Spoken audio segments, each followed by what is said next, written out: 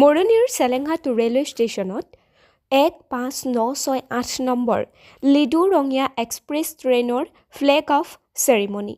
চেলেংঘাট ষ্টেচনৰ পৰা প্ৰথমখন দূৰণিবতীয়া এক্সপ্ৰেছ ট্ৰেইনৰ চলাচল আৰম্ভ কৰা হয়।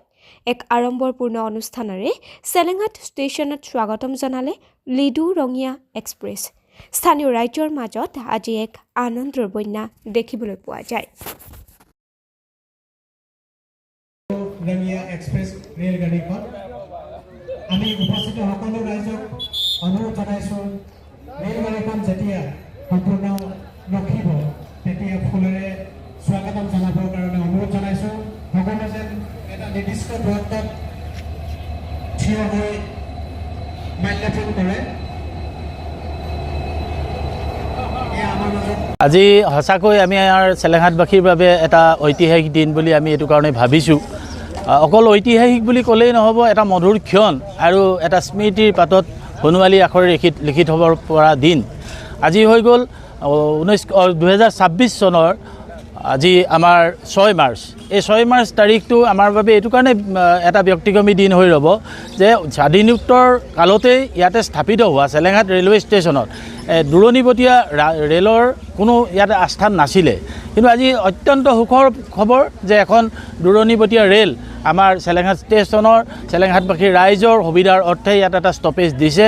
তাৰ বাবে মই ৰেলৱে কৰ্তৃপক্ষক অলেখ ধন্যবাদ জনাইছোঁ।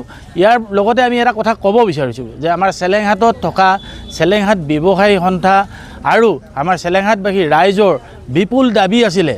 আমি ৰেলৱে কৰ্তৃপক্ষৰ লগতে আমাৰ জনপ্ৰতিনিধি মৰিয়নি সমষ্টিৰ সন্মানীয় বিধায়ক মহোদয়কো আমি বহুবাৰ আমি তেখেতক অনুৰোধ জনাইছিলোঁ চেলেংঘাটবাসী ৰাইজৰ সুবিধাৰ কাৰণে যে আমাৰ ইয়াত এখন দূৰণিবতীয়া ৰেলৰ প্ৰয়োজন হৈছে, আৰু তেওঁলোকে আমাৰ দাবীৰ প্ৰতি সন্মান জনাই ৰেলৱে কৰ্তৃপক্ষই হওক বা আমাৰ সন্মানীয় জনপ্ৰতিনিধিজনৰ জৰিয়তে আমি আজি এখন দূৰণিবতীয়া ৰেল লাভ কৰিবলৈ সক্ষম হ'লোঁ। তাৰ বাবে আমি অত্যন্ত আনন্দিত, আৰু ইয়াৰ জৰিয়তে আমাৰ চেলেংঘাটবাসী ৰাইজৰ আজি সামাজিক দিশটোৱে হ'ব, শৈক্ষিক দিশটোৱে হ'ব বা ইয়াৰ যিটো বাণিজ্যিক দিশ তাৰ বাবে এটা গুৰুত্বপূৰ্ণ স্থান পাব বুলি আমি সকলোৱে আশাবাদী।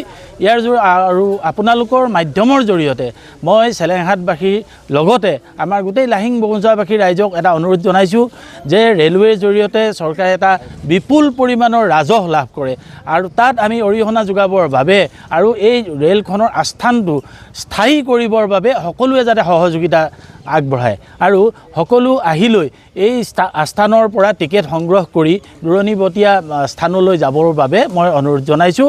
আৰু সকলোকে পুনৰবাৰ ধন্যবাদ জনাইছোঁ, প্ৰশাসনকো ধন্যবাদ জনাইছোঁ, চৰকাৰকো ধন্যবাদ জনাইছোঁ, কিয়নো চেলেংঘাটবাসী ৰাইজৰ বাবে এটা ঐতিহাসিক দিন হিচাপে আমাক এই সুবিধা দিয়াৰ বাবে। ধন্যবাদ।